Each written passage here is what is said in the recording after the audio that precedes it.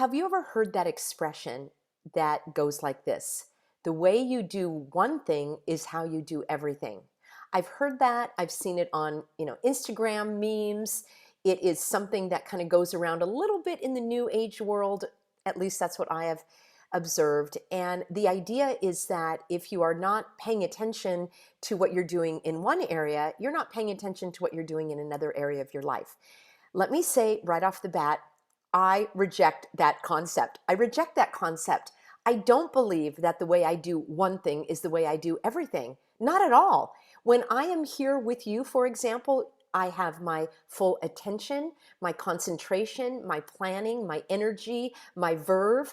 I certainly do not bring that same level of intensity, preparation, concentration as when I'm going to the farmer's market or when I'm putting away the laundry. I understand the concept behind this phrase. The way you do one thing is how you do everything. And I believe that it is well intended by those who express it. My interpretation, and I could be wrong, I don't know exactly what those who are expressing it are thinking, but what it seems to me is they are encouraging people to take as much care doing the dishes, doing the laundry, going to the grocery store, what have you, as you do with other things. So in my experience, that is what that phrase means. But I reject that phrase, and here's why. To me, it is a condemnation of those who may not be doing everything exactly the same way. When I'm folding the laundry, I'm folding the laundry, I'm putting it away. I'm thinking about what I'm going to do on my show, what the topics are, what the comments I got, how I want to reply. I've got my mind on other things, and that is beneficial for me. I enjoy doing it that way. When I'm doing the laundry or a lot of housekeeping or gardening or walking my dog, yes, I am absolutely paying attention to my dog. We have so much fun. I like to see what she's sniffing around. We play catch and fetch and all of that. And at the same time, as I talked about in yesterday's broadcast, you can maintain different emotional states at the same time. So I can be enjoying my dog, and I can also have my mind be free of all of the hogwash. I can think about what I'm doing with my life. I can think about other things. So I believe that we can do things differently. That's why the title of this episode is Doing Things Differently. I think it's okay that you can be one way with one activity and another way with another activity, unless, and here's the caveat, unless you are dissatisfied with the results of your actions. If you are doing the laundry and you find out that you accidentally bleached all of the dark clothing, well, then that would be an indication. Your result would show you that you need to do that action differently. But if you are able to, and you are enjoying what you're doing with your life, applying different energy, different attention, different methods to different things that you're doing, I think that's absolutely fine. Whenever someone tells me to zig, my default is to zag.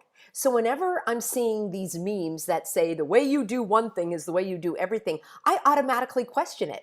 And I put it to the test and I ask myself, is this how I live my life? Is this how I want to live my life? Do I want to use the same amount of intensity and attention and focus putting away the socks as I do when I'm editing my newsletter? Conversely, do I want to use the same lighthearted, maybe not being particularly careful when I'm putting away the socks when I'm doing my newsletter? No, I want to spend more time and attention and care and energy when I'm doing my newsletter. I'm using those as examples. You can fill in the blank with something that makes sense for you. In fact, I would love to hear in a comment below if you have heard of that saying, if you've seen that meme. Have you said it? Do you believe it? Do you have a different perspective? I would love for you to share your perspective about that. The greater reason that I'm bringing this forward today is I think it is important to do things differently. For example, the very few times that I ever go to the grocery store, I don't know, I'm using that example more frequently, but it's just one that comes to mind. I endeavor to park in a different place so that I'm doing something differently. It's more interesting for me. I'm not falling into a rut. I endeavor to take a different route. I endeavor to use a different checkout stand. And this is so funny because I rarely ever go to the grocery store. It's kind of a funny thing to use, but I'm looking for examples of everyday things that we do that can become a habit. So maybe driving home, you can take a different route home. If you are going into a parking lot, park in a different place. If you usually have coffee in the morning, have tea. I love to do things differently. If I often will have two, three, four, or more books that I'm reading all at the same time. And I love personal development books. I love biographies. I love inspiring books. I love how to. I rarely read novels these days, but I love to have several books that I am reading so that I can do it differently. I can be exposed to this information and topic, and then I can switch and go to this information and topic. Sometimes you'll find that you're always going to the same restaurant. Maybe order something differently. Maybe go to a different restaurant. Maybe sit in a different booth, even if it's your favorite place to sit. So try to do things differently and see if that reinvigorates your life, if that gives you a greater sense of engagement, of curiosity, of fascination, if the results are different, if you feel more alive, alert, awake, aware. I definitely am a person that strives to live my life consciously. So I'm not mindlessly putting away the laundry, but I'm not using the same intention and intensity that I would when I'm doing other things that are far more important to me. Maybe that's just me. So try to do things differently. The other part of this broadcast why I'm using this as an example is to always question. Question what I share. Question what you think. Question what other people think. What other people think. I think that creates for such a richer experience here, that we have a mind that is curious, that we want to know more. So when people are trotting out these expressions, I like to dig deeper, and I like to say, I wonder if I flip that around, what that would be like. The way I do one thing is the way that I do that one thing, and the way I do that is the way I do that, and they're different.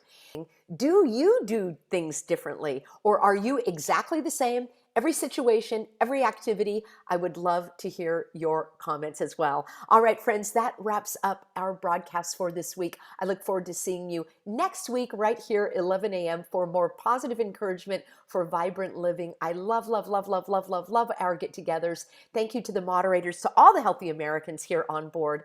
And you can always drop a comment letting me know what you would like me to cover in an upcoming broadcast. And please bring a friend so that we can continue to grow this movement.